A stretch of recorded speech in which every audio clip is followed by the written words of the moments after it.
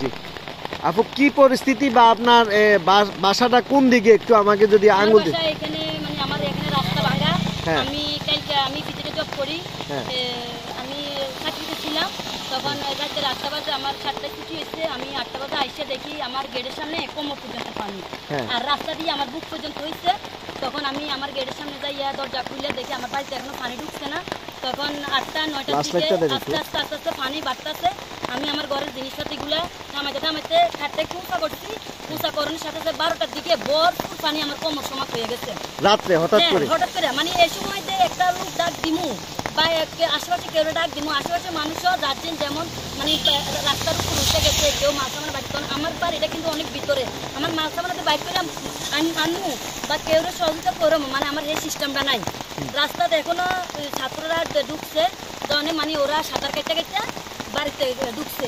আপনার পরিবারের সদস্য কয়জন? আমরা 4 জন। 4 জন না? ছেলে একটা মেয়ে একটা আর আমরা।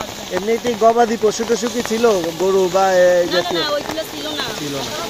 পানি কতটুকু সমান আছে এখন গেছে যারা এখন বলে ফুট সমান বা রুমে ফুট সমান আছে।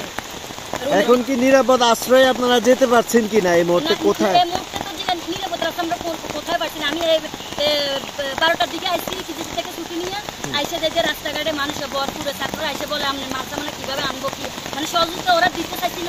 তো যেভাবে আমি ফ্রিজ এবং কি আমার খাটমাটগুলো বুঝে রাখছি যে পানিগুলো আসছে এই পানিগুলো যথেষ্ট পরিমাণ আমার জিনিসগুলো সেভে থাকবো।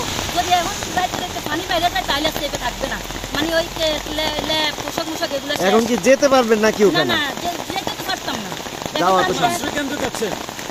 ফ্রিজ কি ভিতরে আছে এখনো না? হ্যাঁ আমার একটা আমি শুধু আমার গায়ের জামাগুলো নিয়ে আমি বাইরে গেছি সকালবেলা। আচ্ছা এখন আমরা সহ গেলে কি আপনার জিনিসপত্র বের করতে পারবো? ওই পরিস্থিতি আছে কিনা প্রয়োজন আমরা সহযোগ এখন তো বাইর করা সম্ভব না না? যদি বলেন নাহলে আমরা আপনার পাশে দাঁড়াবো। আমরা এখন চেষ্টা করবো আমরা সব। দেখা যাক না আমিও আছি এখন তো আমার বাইরে বলছিল আমি ওখানে যাইতাম থাকার জন্য ওই আইসি ঘরের সাথে যদি বেশি পানি টানি হয় এখন কি তালা মারছে? হ্যাঁ এখন এগুলো চুরি হওয়ার সম্ভাবনা আছে নাকি না? অনেক সম্ভাবনা আছে যেমন এখানে তো এখানে মানুষগুলো তো অনেক নেশা পানটান করে। আপনার বাসার লাইন বিদ্যুতের লাইনটা কাটা হয়েছে? হ্যাঁ বিদ্যুতের লাইন কাটা হয়েছে। আচ্ছা এখন আমরা যদি যাই আপনাকে সহযোগিতা করতে পারবো কিনা? ওই পরিস্থিতি আছে কিনা? করতে পারবেন কিন্তু আমার জিনিসগুলো তো ভালো পেতাম না মানে পানি অতিরিক্ত পানির কারণে। হ্যাঁ অতিরিক্ত পানির কারণে। আচ্ছা আচ্ছা তাহলে আপনার বাচ্চা কাচ্চা তারা কি নিরাপদে আছে? হ্যাঁ ওরা আমার মায়ের আমার হাজবেন্ড আছে ওইখানে আর আমি আচ্ছা ঠিক আছে আপনাদের নিরাপদ আশ্রয়স্থান কোথায় আছে আর পাশাপাশি জানেন কিনা?